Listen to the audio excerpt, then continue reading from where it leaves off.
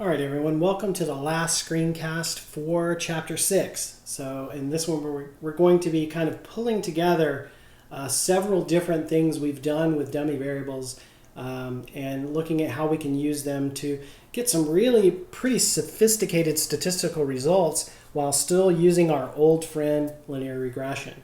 So it's going to let us look at things that normally would require us to use some much more sophisticated statistical techniques and therefore much more sophisticated programming and packages that we would need to use, but we can get a lot of mileage out of OLS by using these interaction variables. So sometimes what we want to know is more than just does being in a certain group make a difference, right? Maybe that was our difference in means test. Maybe group membership interacts with another independent variable in a way that is important for our question. So maybe it interacts with another independent variable. So now we're not really going to have one independent variable of interest. We're going to, we're going to end up with one independent variable of interest. It's going to be the interaction, but we're going to start with two independent variables that are interesting to us that we think affect the dependent variable, but we want to know how being in one group and having a different measure of that independent variable, how they interact with one another. So easiest way to see this is to get an example. So let's say we're interested in this question. Does more experience lead to higher pay? Right? So basic bivariate regression, increasing experience, I would hypothesize leads to higher salary. The longer you've been doing a particular job, the more expertise you get, the more specialized your skills, we would probably expect for a lot of reasons that salary would increase. Well, we could also ask a different question. We could delve into the idea of the gender wage gap, and we could say, do men get paid more than women? All right. Now here, this is just a difference in means test. This would just be looking at controlling for nothing. Do males have higher salaries? So that's what we could do with this type of regression. Again, a simple difference in means test. It wouldn't tell us there's anything causal going on. We'd have to do more work for that, but it would be a sufficient difference in means test. All right. But what if we were more interested in something more interesting? What if we were interested in, is work experience for men more highly rewarded than work experience for women? All right. So now we're getting into some of this wage discrimination sort of question in a much more sophisticated way than just running a plain old bivariate regression. Here what we want to know is, as experience increases, does salary go up more for males than it does for females? So is there gender discrimination, and does it show up in this particular way that even as they get more experience, extra years of experience, we don't see equivalent increases in salary? All right. So that's going to be our example that we're going to use to look through this interaction. And this is what that regression would look like. So we have one of our independent variables that we're interested in here, experience. We have the other one, the dummy variable. In this case, we have males as the 1, females as the 0. For this example, it's also one where everyone in the data set identified as male or female. And this is going to be what we're interested in. Actually, we're going to be interested in the interaction between the two. All right. So how do we go about doing that? So first, let's think about it generically, and then we'll come back to this question. So here I have a continuous measure. This is our experience in our working example as my first variable. Then I have this categorical variable. Here we have people, so this is whether or not people are in a particular category for our working example, whether they are male or not. And then this is the interaction, and you quite literally do it this way even in R. You just multiply the two variables together, all right? So it's experience times 1 if they are a male for our working example, and it's their years of experience times a 0 if they are female in our working example. All right, that's all it is. And we don't have to generate a new column in the data set and multiply these together. We could if we wanted to, but R has facilities for just doing this on the fly for you. You don't have to create a new column in the data set that is the interaction variable. All right. So what is the simplified expression for y hat? What are the implications of doing it this way? Right? In other words, what I want to know is, what is beta 3 actually telling me? Right? Think way back to our bivariate regression, right? And let me just draw this out. Think way back to our bivariate regression, right? None of this stuff, just right, like that. What did beta 1 hat tell us? Well, beta 1 hat told us for a 1 unit increase in x, what is the change in y? What is the average effect of an increase in x on y in the bivariate regression? All right. So, and we looked at, I just told you that at first, but eventually we derived that. We derived why is that what beta 1 hat is telling us. So we're going to do the same thing here. All right. What is beta 3 actually telling us? So we're going to go through and do a little bit of algebraic manipulation to see what it actually is telling us. So what is y hat? What is the fitted value, right? What is y hat? Remember, y hat is the equation of the best fit line, right? Y hat I equals, this again is back to our bivariate OLS. Our bivariate, V-A-R-I-A-T-E, I can't spell, bivariate OLS, beta naught plus beta 1 hat times the amount of the value of the independent variable for someone. So my prediction for their dependent variable, once I have beta naught hat and beta 1 hat, I just take the value of x1 for that person, the particular measure for them. If it's that original experience and wages, I would just take their experience, and it would spit out what their predicted wages are. That's the fitted value for a bivariate OLS. Well, what is the fitted value for this regression? So here is the regression we're running, right? So it is the independent variable that is continuous, the dummy variable, and the interaction effect, all right? So what if the dummy variable is 0, right? Well, to find the fitted value for that group, I plug in 0 for the dummy variable and 0 for the dummy variable here. Well, 0 times anything is 0, right? These should be beta hats. Sorry for the typo. Beta 2 hat times 0 is 0, so this term is 0. Beta 3 hat times 0 is 0. And all of this is multiplied together, so this also is multiplied by 0, right? It's just a multiplication here, all three of those terms. So all this is 0, so the fitted value for the group that gets a dummy variable of 0, or for which that dummy variable column, they are the out group, the non-1 group, their fitted value is beta naught hat plus beta 1 hat times x1. So this is interesting and new because the fitted value for the bivariate, right, didn't have, well, let me just wait on that.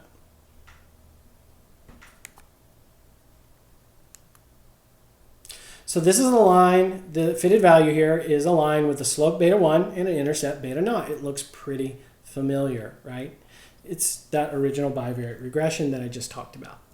But what about for the group that gets the 1 for the dummy variable?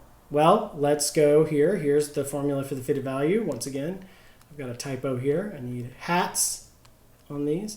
So let's plug in 1s for the dummy variable in these two places. So here's a 1, here's a 1.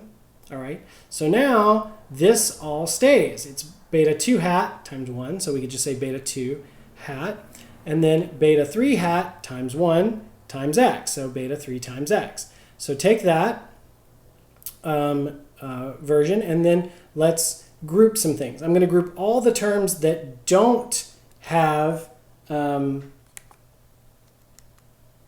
going to group all the terms that don't have x's in them, and I'm going to group all the terms that do have x's in them and factor out the x, right? So I had beta 1 x1 plus beta 3 x here, and so I factored that out, and this should be an x1, I just noticed, right here.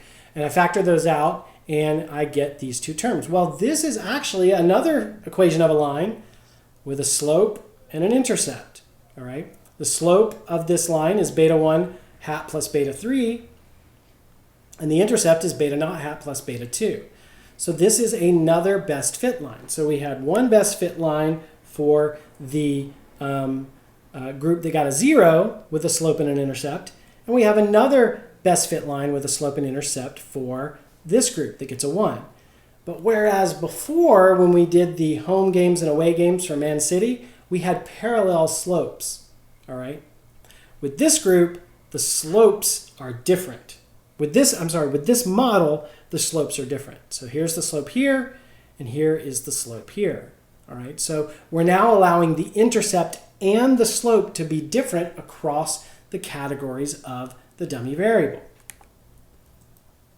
So now, and that may be a little abstract, so let's look at it for this example.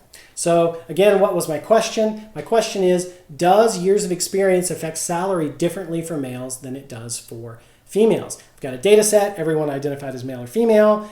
I have that as coded as male equals 1, female equals 0 in that column male, and I have their years of experience in the workforce, all right, as my other column in the data set. The last column is my dependent variable salaries. I have 3 columns in the data set: dummy variable male, continuous variable experience, dependent variable salary. And I'm going to run this regression, all right?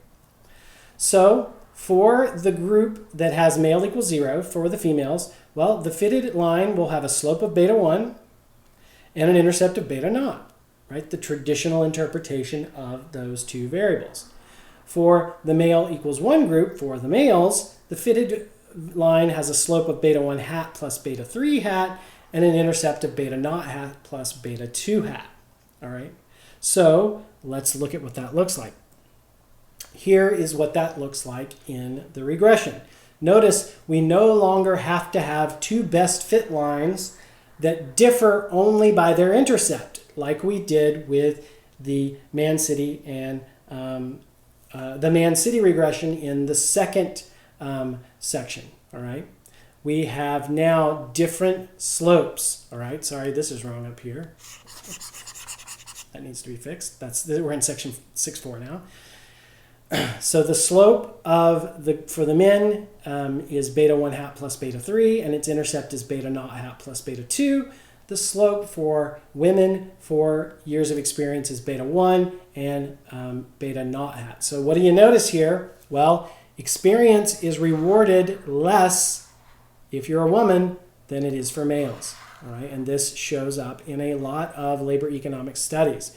So what we see is, now we haven't controlled for anything else yet, all right, but we can see that if we had 2 groups that were similar on other dimensions, this would be some evidence for some sort of discrimination. When women increase their years in the workforce, their salaries are not going up as much as men. Now, we'd have to do a little more work to come to that as a conclusion, but I'll leave that for a labor econ class to go into all the ins and outs of that. But this is what using this kind of interaction model lets you do. You aren't forced to have parallel slopes on the 2 different regression lines. We're getting a really sophisticated model here. We're looking at the interaction of 2 variables, but we didn't have to go to any kind of nonlinear regression or anything fancy. We were just able to let the regression tell us what is in the data. If we ran this model with only without the interaction effect, so in other words, if we ran this model without this, we would get 2 parallel lines going across here. It would be the slope would be an average of these 2, right? It would be a little less steep than this one is, but not quite as flat as this one, and they would be parallel. We wouldn't be able to see that interaction of experience and gender, but with this model, we're able to see that. And if you're a researcher researching into these questions of gender discrimination, this is a really important thing that you would want to take into account. And without much sophistication in terms of the statistical model, we're able to pick that up, if it's there. Now, if there is no difference, if there is no difference between the 2 groups, the males and females, with respect to experience, we would not see different slopes. We would get parallel slopes. But here we see that there is a difference in the way experience is rewarded across males and females. All right. So let's see, we can do a little more interpreting here. If beta 3 hat equaled 0, then the lines would have the same slope, all right? So notice, see how the two slopes differ by beta 3 hat. And where was beta 3 hat? Well, beta 3 hat is this. It is the estimate on the interaction effect. So if the interaction effect is not statistically significant, then we would say that we can't rule out that there's actually parallel slopes, but we allow the data to tell us whether or not it's true or not. Here, beta 3 hat is greater than 0, then work experience is having a bigger effect for men than women.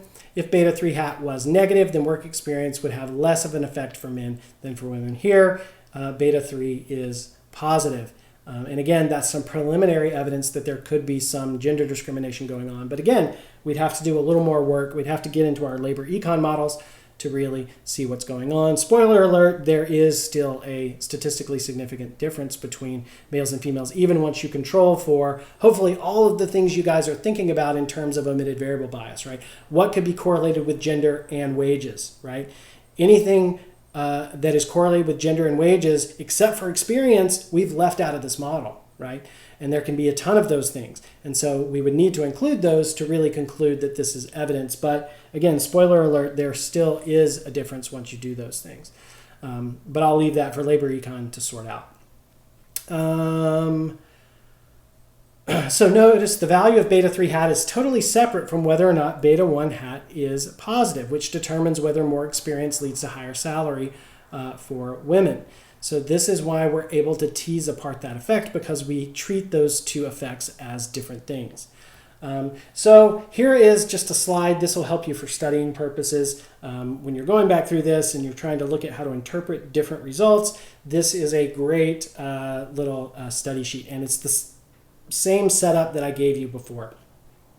This is the continuous or integer variable that we want to know the effect of. This is the membership in a group or not, and this is the interaction effect. So that's what these different betas mean. Beta 1 hat being negative, what does that mean in these different scenarios when beta 3 is either negative, equal to 0, or positive? And so I'll let you walk through all those different possible scenarios on your own, and it's a handy little chart for studying purposes. All right, let's end this section with a case study, another case study, not just the one on gender, but this is one from an actual paper looking at energy efficiency. So does having a programmable thermostat save homeowners money? Programmable thermostat here, this isn't something fancy like a Nest or one of these learning thermostats that learns when you come and go. This is just an old school one like I have in my house that I've never learned to program, where you say on Mondays turn off at 9 o'clock and turn back on at 4 p.m. It's that kind of programmable thermostat. So we're going to use 3 different models in which the dependent variable is therms. Therms is a measure of how much gas is being used to heat the house. All right. So the dummy variable on the right-hand side is going to be whether someone has a programmable thermostat or not. We're going to call it PT for short. So we have dependent variable therms. One of our independent variables is going to be whether they have a programmable thermostat or not. That's our dummy variable. So here's a couple different ways we could run this model. We're going to eventually want to care about this one, right? We want to know whether or not there's an interaction effect. But this is just the basic difference of means test. Do homes that have programmable thermostats, on average, use less gas, right, to heat their homes? Perfectly legitimate difference of means test, but maybe not something that would tell us if it's the programmable thermostat that is causing less therms, right? That's down here what we're interested in. This model says, okay, yeah, programmable thermostat, but I need to take into account whether or not they live in a cold area or not. That's what heat here. Heat is going to be heating degree days. It's just a measure of how cold it is on average where the house is, okay? So this is going to give us those parallel best fit lines, right? And then this last one here is going to give us 2 best fit lines, one for houses with a programmable thermostat, one for houses that don't have a programmable thermostat, one for houses that do. We're going to be looking at the effect of heat, and we're going to allow the slope of that best fit line to differ across those two different categories. All right, and again, the generic version that you can look back to is this. This is exactly that same idea, right? This is going to be the temperature, the heating degree days. This is going to be whether they have a programmable thermostat, and this is going to be the interaction. Now, I know they switched the order of these two. I've told you guys a lot that I like to always put my independent variable of interest first. That's all kind of out the window with these models. This is actually the one I'm interested in, right? This is really my quote-unquote independent variable of interest. So the ordering doesn't really matter. It's just algebra. So you can pick whatever order you want. Okay, so let's see what those different models tell us. So here's our first one. This is just our difference in means test. On average, do homes with programmable thermostats use less gas? All right, well, here is the beta coefficient. It is not statistically significant. So we could not reject the null that the difference in means between homes with programmable thermostats and without the programmable thermostats is 0, right? There's no difference here.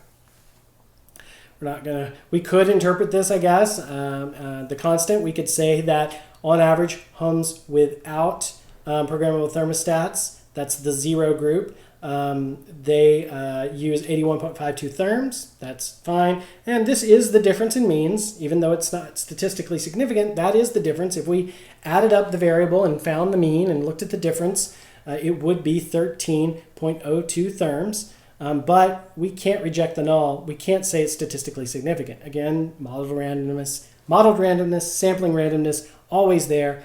We couldn't reject the null. The difference in means test comes back as we can't say if there's really a difference overall, even though we see a 13.02 therm difference in our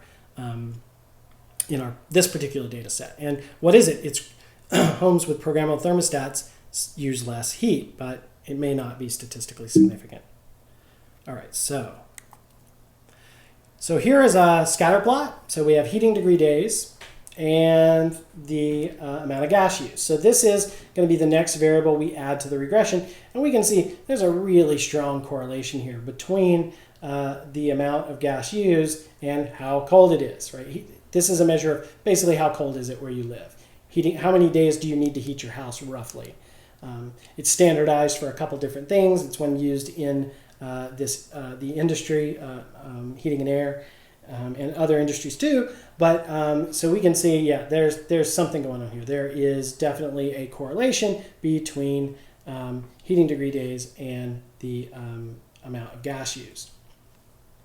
Gas usage is generally higher if you don't have a programmable thermostat. Well, how do we see that? So let's take a look at our 3 different models. Here's that difference in means test, not statistically significant, but we do know that at least in our data set, homes with a programmable thermostat use 13.02 therms less. Okay, let's start controlling for some things. Let's control for how cold it is, right? If we leave that out, places that have a lot of cold days, those people might be more likely to have a thermostat, and they probably use more gas on average because it's colder. So now we include that control variable. And what do we see with programmable thermostat now? Oh, wow, programmable thermostat is suddenly statistically significant. Now that we have controlled for this omitted variable, we probably had omitted variable bias here. So controlling for heating degree days, we can see that homes with programmable thermostats use 20.05 therms less than, on average, than do homes without programmable thermostats. And that difference is now statistically significant. So this is our conditional difference in means test, all right? And we see that it does come out that way. And again, so now what would this constant mean? This is the average therms used by homes without a programmable thermostat controlling for heating degree days. These are going to be houses where it's warm, probably. All right, they don't use a whole lot of gas. All right, so here's the model. Here's beta 1. That's A. We've already moved to B. Here we go. The t-statistic for beta 2 is 4.46, which is extremely statistically significant. So we do have that statistical significance. And notice it's beta 2 here. Sorry, that's beta 1, typo. So it is statistically significant. What about for, beta 1 here was negative 20.05. Okay, that's therms. So this is something that you often want to do. Your reader of your research paper not going to know what a therm is. I mean, you told them it's a measure of how much gas people use. They're not going to know what that means. So you need to give some context. And so the best way to do that for here, since we're talking about how much gas people use, is multiply this times an average value of an average price of gas, all right, across your whole data set. So it's about $30 a month. That's nothing to sneeze at, all right? I live in this big giant house that barely has insulation in walls, and I'd love to save $30 a month on anywhere I can. And so maybe I should figure out how to use my programmable thermostat. All right, but we still may have a problem, right? Would a programmable thermostat save you $30 in the summer when it's not very cold, or if you live in a really warm climate? The use of programmable thermostat, we probably should interact that with temperature, right? We should probably say, let those be two different best fit lines, and let both the slope and the intercept differ. So here is the full model that we're going to use in this example. Amount of therms, programmable thermostat is the dummy variable, heating degree days is the second variable, and then the interaction effect is the third. So what about this result? Let's see, right here in C. Oh, wow, our programmable thermostat isn't statistically significant anymore. Man, what happened? The result is insignificant. The t-statistic is 0.11. The value of beta 1 is now tiny. It's making very little difference in terms of therms. Don't worry though. That is actually not the way we interpret this model. The thing we care about, if you remember in the examples we looked at before, we actually care about this. This is what we use to determine if we're statistically significant. We use the t-value on the interaction effect. All right. Well, why is that? So what's going on here? Let's use some stuff we've already learned. Think about this model. All right. Well, first let's start over here. Think about this model. We have just one independent variable on the right-hand side, and we have the dependent variable, therms. So then we included heating degree days to get rid of our emitted variable bias. We found statistical significance. But now we've added this third variable here, and we've lost statistical significance. Why did we lose statistical significance on beta 1? Well, what are some of the things that increase the width of the hypothetical distribution, right? Well, one of those things, n hasn't changed here across these three models. Heteroscedasticity hasn't changed across the three models, right? Not heteroscedasticity on this. That was in all three models. What else can mess with this? Measurement error, well, that didn't change. It's the same data set. What has changed, though? Multicollinearity, right? This is this variable. This is this variable. This variable, the multiplication of the two, is highly correlated with these two other variables. This coefficient has a massive, massive amount of multicollinearity in it. So it's not surprising that we lost all statistical significance, right? We just blew the hypothetical distribution for this beta 1 hat through the roof, right?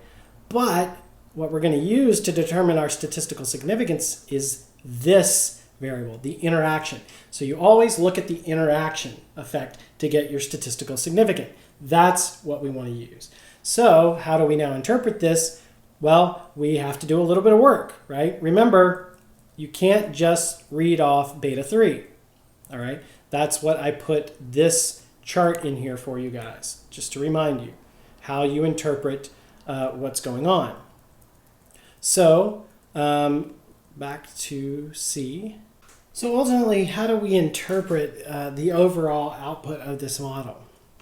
And it's going to lead us into yet another new way of thinking about things. Even though we're still using our tool of OLS regression, we're really stretching it kind of to some of the limits of what it can do here, but it's still our same basic simple model. We just have to be a little bit careful interpreting output here. But what is the overall effect here in, just circle this again, model C. To interpret the overall effect, we look at beta 1 hat, so the effect of the dummy variable. Here, the dummy variable is first. Beta 3 hat, which is the effect on the interaction effect, right? So this is the beta 1 hat here, is here. And then I can change colors here. Let's see if I can make it work. Beta 3 is here, and here's beta 3. So these two are going to be part of my interpretation, but what is this? What do I do with this x2 here? All right. Well, x2 is a value for heating degree days, right? In this version of the model, x2 was the number of heating degree days. So my interpretation of this is going to depend upon a particular value of x2. This is new, all right? So what we have to do here is we have to pick a sample value for that variable so we can interpret the output, all right? And there's no rule of thumb here. You're probably going to know a lot about the particular data you're running. And so what you want to do is pick a couple of different kind of quote-unquote representative values for that variable. So for heating degree days, maybe I want to pick one for when it's cold and one for when it's really hot. Or maybe I want to do more than that. Maybe I want to do 4 different interpretations. One for when it's really cold, one for when it's kind of moderately cold, one for when it's moderately warm, and one for when it's really hot, right? You can do it for whatever. It just involves picking a value for heating degree days that corresponds to those scenarios. I'm only going to show you 2 of those here, but so if in months where that are hot, heating degree days, only 200 heating degree days for an area is warm weather, all right? So I'm going to take the value 200 and plug that in here for heat.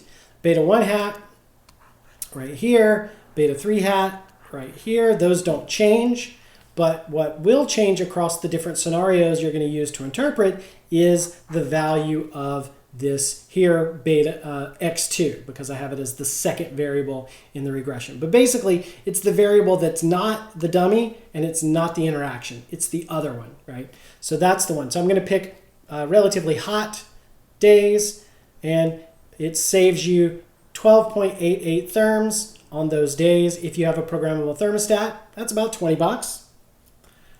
All right, well, what about when it's cold? So 1,000 heating degree days, that's really cold. That's a lot. You're running your heat a lot. All right, so again, beta 1 hat is the same. Beta 3 hat is also the same, but I'm plugging in a different representative value for this other variable. Again, it's the one in the interaction that's not the dummy variable, all right? And of course, I wouldn't put values for this because this is the interaction itself. So I'm putting in a value for this. It's 1,000 heating degree days. All right, multiply these two. Don't forget your order of operations. Multiply those two first and then put it all together. Having a programmable thermostat saves you 62.48 therms. That's almost $100. So it makes a bigger difference when you're in a really cold climate. So that's how you do the interpretation for these interaction variables, where one of them is a dummy, the other is continuous, and you're interested in that interaction of the two. And so here's visually what's going on here. This was originally what I showed you earlier, the relationship between heating degree days and therms used. And we, in the column B, right here, we just ran a best, sorry, that's not column B. That would just be a regression of heating degree days on therms. You could run a best fit line through this. Well, here what I've done is I've color-coded months that don't have programmable thermostats and months that do have programmable thermostats, all right? So what do the best fit lines look like for column B here, all right? What do the best fit lines look like for column B? Well, they would look like this. I would be forcing the slopes to be the same, but the intercepts can be different, All right. So again, this is the column B model. But looking back at this without the best fit lines, yeah, I think there's a difference, but it looks like they start out pretty close. And then as you use more heat, they start to separate the amount of gas used by homes with a programmable thermostat and those without. So that's what this interaction model lets us do. It lets us fit best fit lines with different slopes and with different intercepts. All right. And so we're getting a much better fit to the data, and we are able to provide that interpretation, picking a particular heating degree day, right? And again, I picked a 200 and 1,000, so I picked a pretty warm set of days, and I picked a cold set of days. You could pick, say, these three. You could pick 250, 500, and 750 and get different interpretations. So that's how you do this interpretation. And that is it for Chapter 6.